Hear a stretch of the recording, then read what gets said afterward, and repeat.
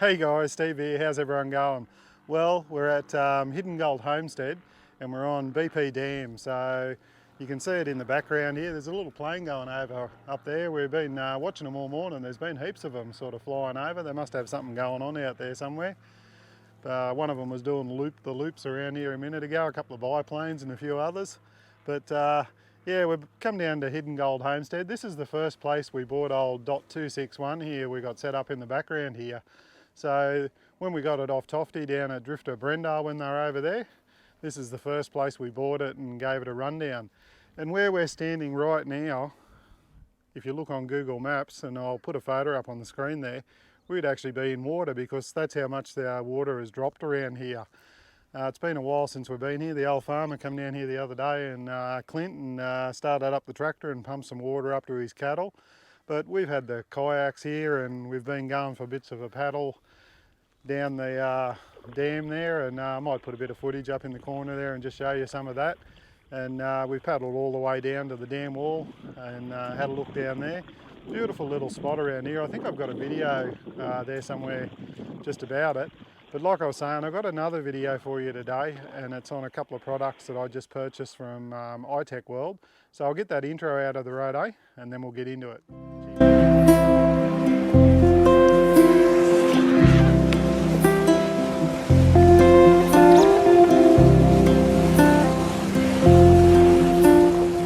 Okay guys, like I was saying there before the intro, got a couple of new products to show you today, and they're from Itechworld. And right here I've got an Itechworld solar generator. That's how it's named on their website as a package deal, because I actually got this, and I've got this solar blanket over here from Itechworld as well. I'll show you a little bit more of that one in a minute, but we'll have a look at this one first. So on their description, they say in the instruction manual, which I'll just grab over here, which you should read, really, like I always read them. So that's it there. And it says Itechworld 500 portable power station. So I'll put a bit of a photo up there of all the specs and everything off there. But it's a 518 WH 50 amp hour lithium battery, ion battery in it. It weighs 6.6 kilos. It's got AC, DC charging, also USB charging. I'll show you a bit more of those in a minute. And the dimensions, if I can find them here. Here it is, the smallest writing there. It's 310 long, it's 170 wide, and it's 213 millimeters from the top to the bottom. So it's not very big and it's not very heavy, so pretty light. The reason I got this is, I mean, as you know, I've got a 128 amp hour lithium battery in the trailer.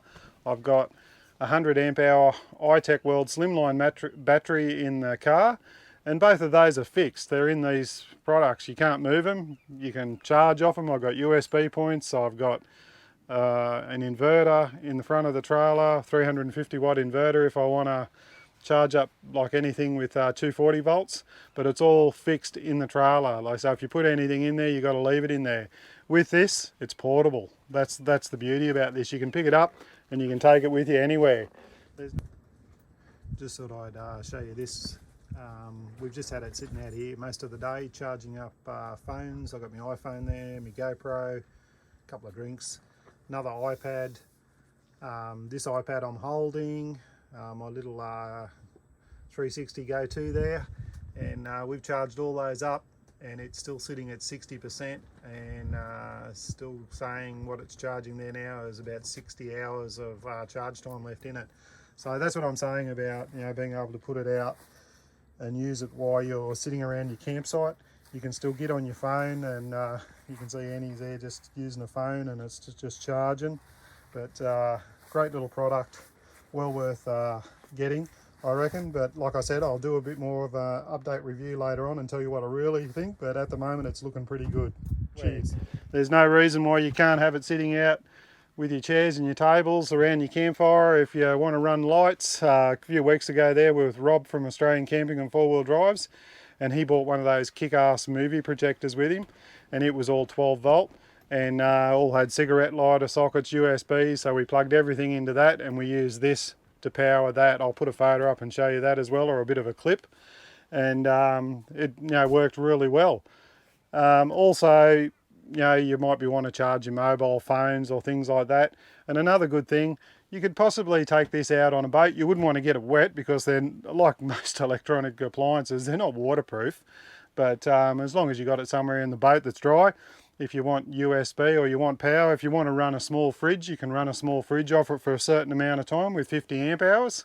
So you just have to know the capabilities of what your draw is on your fridge and all that thing. But I'm pretty sure a 40 litre fridge, you could run off this for a fair amount of time before you got to recharge it. And speaking of recharging, you can use solar, you can use 240 volt, and you can also use 12 volt cigarette lighter socket from a car. So it's got 3 ways to charge it. They're all sort of vary in time frames. Read the instructions, it'll tell you all about that. But it's roughly about 7 to 8 hours from dead flat. But with solar, like, you can plug it in and have it charging all the time. It's got built-in fans to keep it cool. It's got surge protection. It's got so many different features, safety features in it to protect your appliances and to protect the unit itself. It looks really well built. A lot of thought gone into it. So we'll have a little bit of a closer look at the front here now and show you all about that. So I've got this in stationary mode now, and if you press these, it'll come in and you'll see there the battery, it says L lock. So it's locked. So what you got to do is hold these 2 buttons down for about 3 seconds and it says open. Just press one of the buttons, and when it comes up, there's no draw coming out of it at the moment because I've got nothing plugged in. It's at 99%, and at 99% it should say 99 amp hours of use because nothing's coming out of it.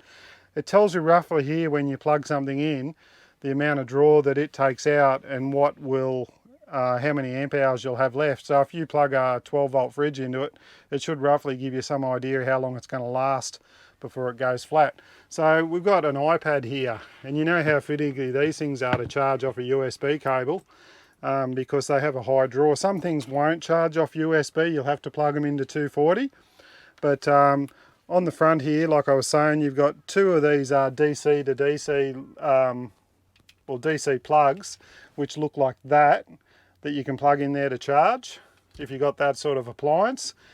You've also got a cigarette lighter socket, and over here you've got 3 USBs, 2 USB 5 volts, and then a QC 18 volt or 18 watt, which that one there I've never seen before, but apparently it selects the best voltage to charge an appliance.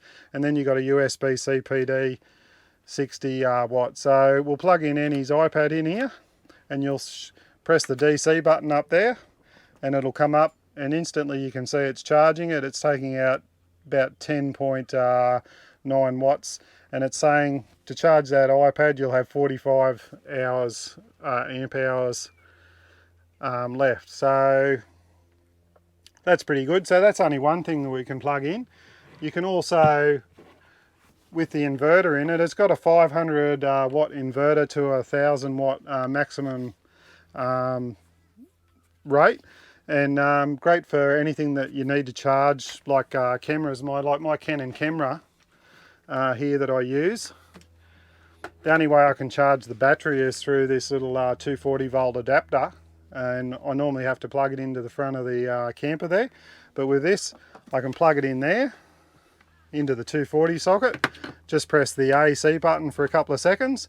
The AC kicks in, and you can see it instantly, it's charging. So you can have the USB going, you can have the 240 going. You can see the lights coming up there on the charger now. Little orange light, it's charging. And it's not drawing a lot, it's only drawing 17 watts in total. And this is just introductory, give you a quick look at it, show you what I've bought, tell you what I'm going to use it for. I'll do follow-up videos later on and tell you how it's going, what I think of it. Did I do the right thing, did I not? I'm not sure yet. I can't tell you, I can't answer those questions just yet. I've only had it a couple of weeks and only used it a couple of times, but so far it looks really good. It's going to be really handy when we're camping. Like I said, if we're sitting out there at night because you've been using your phones all day, you want to turn your camp lights on so you can sit it outside there, charge everything up, have your lights going, use other things. So I think it's a fantastic product from that. It's from Itechworld. Now I'm pretty sure these were on special for, they're normally around $1,200. I think they had them on special for about $1,099 or something like that. But like I said, I got this with the solar panel. Like these solar panels, I think they're like, I'll have to look at the price. I'll put it up on the screen what they are. But I can't even remember offhand now what I paid for the whole lot. I think it was like $1,200 for the whole lot. So it was a pretty good bargain. Yeah, so I can't really tell you the price at the moment. I just can't remember. But we'll have a look at the solar blanket now and show you how that all connects up. I'll just, before I forget, you also get with this, you get the cigarette lighter adapter to charge it. Now it goes in the back here. I didn't show you the back. So you've got two fans in there to keep it cool, but this just clips in there, and then you plug that into your 12-volt socket in your car and you can charge it up while you're driving. So that's another good feature. And the same plug you use for your solar. So it already comes with an Anderson plug. You just plug that in there. You got your Anderson adapter. Then you'd grab your solar panels up here, grab your cord, plug that into there, and away you go. You don't need a regulator with this or a solar controller. It has one built in. Why do I know that? Because I read the instructions after I realised that I didn't need it, because I'll just show you now. I'll push all this out of the road, let it keep charging over there, and I thought I better plug the solar blanket in and see how it goes, how it charges. So I thought, yeah, I know everything about solar blankets. I've had them before. And I opened up this and grabbed the cord out, and inside here you also get, I'll just show you all the parts first. You get the Anderson plug with the alligator clips in case you want to connect it to a battery. And you also get a solar controller. Now it does say on this that it's a lithium battery solar controller. So I figured plug this into there, the end of the cord into there, and away I'd go. No, you don't need this with these solar blankets. Because they sell these separate, you may need this if you're charging a lithium battery that hasn't got a solar controller on it. But this one has one built in. I think it's 18 to 24 volt, maximum of 5 amps. But you don't need this if you're charging off this panel to that. You only need this if you're charging another battery on its own. So all you got to do inside here, you've got your little connection port inside the little bag here. You just plug this cord into there, then plug the other end into that and plug it into the back of the machine. Fold your panels out, put them in the sun, make sure they're not in shade, and away you go. Pretty simple, isn't it? So I do have one little gripe with these panels. I'll show you what it is in a second. Well, I might show you now actually, before I fold them out. When you fold these panels out here, they have 4 little legs here, and you can see they just flop around. Inside the bag, you get 4 of these little things here. Now you got to clamp these onto the bottom here, if any comes a bit closer, and you clip those onto there, and then you clip them onto here. And then when you fold the solar panel out, that leg folds out like that and holds it up and has it pointing into the sun. Because if you didn't have that there, this leg would just fall over and the whole thing would fall over. Now, why did I say they're a little bit of a pain in the ass? Basically because the one there, see how they clip up here? They have a little Velcro pad right there, and then they've got a Velcro pad on the end there. You can put that one there on there like that on the outside, because you've got one leg there and you've got one leg up here on the other panel. But your other two are inside here. You can't fold these panels up with these other 2 remaining ones on there. You've got to take them off all the time. So you've got to lose them. To me, they're something that you could lose. If I said there was only one bad thing about these so far, a con, this would be it, these little things here. come up with a better idea, Itechworld. Have a strap or something that's velcroed to there so you can still put that down. That's the only thing I can see that's a real problem with these, is these little things here that you got to take off, because you cannot fold them up inside those. You have to take two of them off. I mean, that's my only gripe with that. Apart from that, the solar panels, everything else are really good. So we'll just unfold them and give you a look at them. So there's 4 panels in them. And there they are there. So you got 4 little panels. They've got a really hard coating on the front there. They seem really good. This is not a big panel. It's only about 100 watts, I think it is. But it goes all right if you wanted to use it to plug into another battery or into your car or something like that. I don't think you'd have any trouble. You just got to get them folded up the right way around so they're all, the clips do up properly. But they look really good. Like I said, I'll tell you how they're all performing in a later video. I don't want to go into it now. I just wanted to introduce you to these products and show you what they're like. But if you've got any questions, queries or comments, leave them down below or send me a message and I'll get back to you. Thanks for watching.